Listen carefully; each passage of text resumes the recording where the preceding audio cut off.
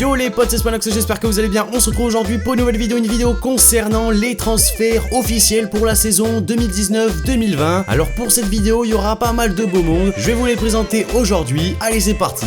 Pour commencer, on a Daniele De Rossi, la légende italienne qui va quitter l'AS Roma pour rejoindre Boca Juniors, un club quand même assez mythique d'Argentine. Boca Juniors qui a vraiment joué le jeu pour cette légende italienne en faisant une très belle présentation. Concernant De Rossi, c'est vrai que c'est un joueur, comme je vous disais, qui a passé tout simplement toute sa carrière du côté de l'Italie avec l'AS Roma. 18 ans au sein de ce club-là, c'est vraiment incroyable. Espérons qu'il termine sa carrière de la plus belle des façons du côté de l'Argentine. On enchaîne avec Kieran Trippier. Alors du coup, j'avais vraiment envie de vous parler de Kieran Trippier dans cette vidéo puisque je trouve que c'est un transfert qui est passé assez inaperçu. Trippier, c'est quand même un joueur assez intéressant au poste de latéral droit. C'est vrai que je l'ai vu jouer quelques matchs avec l'Atlético Madrid, des matchs amicaux, notamment celui contre le Real Madrid. Et j'ai trouvé qu'il était vraiment très intéressant sur ce poste de latéral droit. Comme vous le savez, l'Atlético Madrid ne compte plus dans ses rangs Juan Fran, qui était le latéral droit titulaire depuis un certain moment. Ils ont enregistré l'arrivée du coup de l'anglais Trippier pour 24 millions d'euros. Et je pense qu'il donnera entière satisfaction aux supporters des Colchoneros. On passe ensuite avec Thomas Vermaelen, le défenseur belge qui a signé du côté du Vissel Kobe. Il était en fin de contrat avec le Barça. Il a donc pu signer du côté du Japon, dans le club où évoluent notamment des anciens joueurs du Barça tels que Andrés Iniesta, David Villa ou encore Sergi Samper. Il portera dans le club japonais le numéro 4. C'est vrai que Thomas Vermaelen, c'est un joueur qui a eu beaucoup de mal du côté du FC Barcelone, notamment dû à ses très longues blessures et surtout des blessures à répétition. Il aura malheureusement pas pu montrer tout l'étendue de son talent. On passe ensuite avec Dani Ceballos, le milieu de terrain espagnol du Real Madrid qui a été prêté un an du côté d'Arsenal. Arsenal est en train de faire un mercato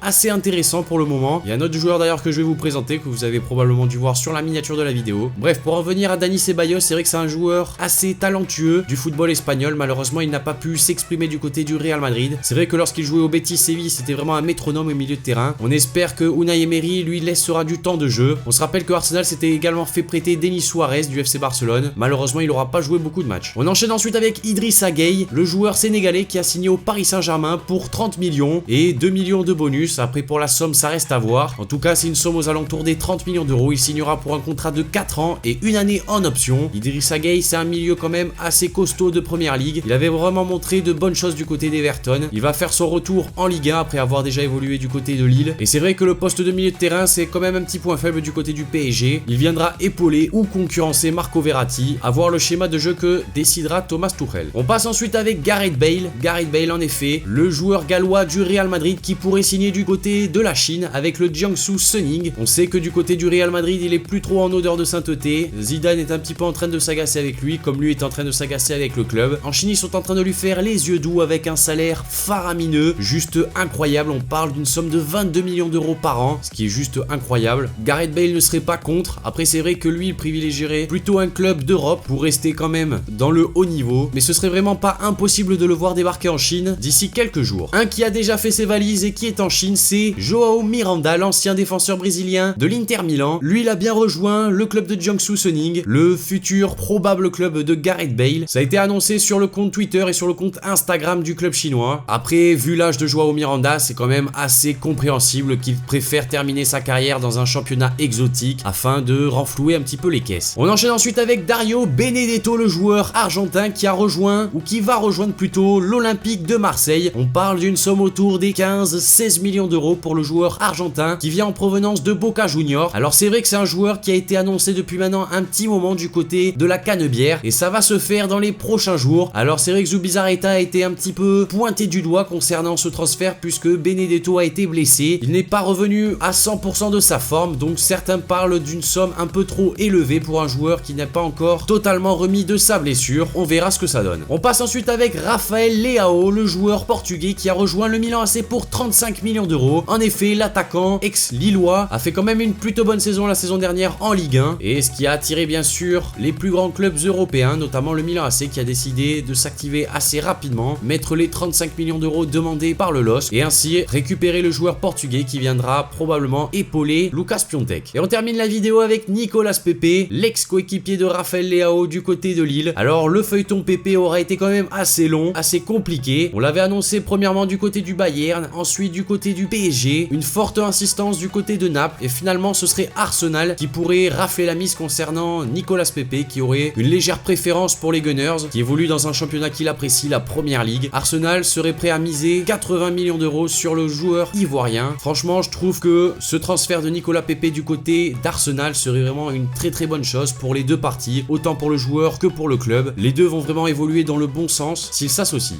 Donc voilà les amis, cette vidéo concernant les transferts officiels pour la saison 2019-2020 maintenant terminée. N'hésitez pas à me dire dans les commentaires ce que vous en avez pensé de cette vidéo. Également, si vous voulez un 4e épisode, n'hésitez pas à me le noter dans les commentaires. Lâchez le like si la vidéo vous a plu, abonnez-vous si c'est pas déjà fait. Et moi je vous dis à la prochaine pour une nouvelle vidéo, c'était Spanox. Allez, salut tout le monde.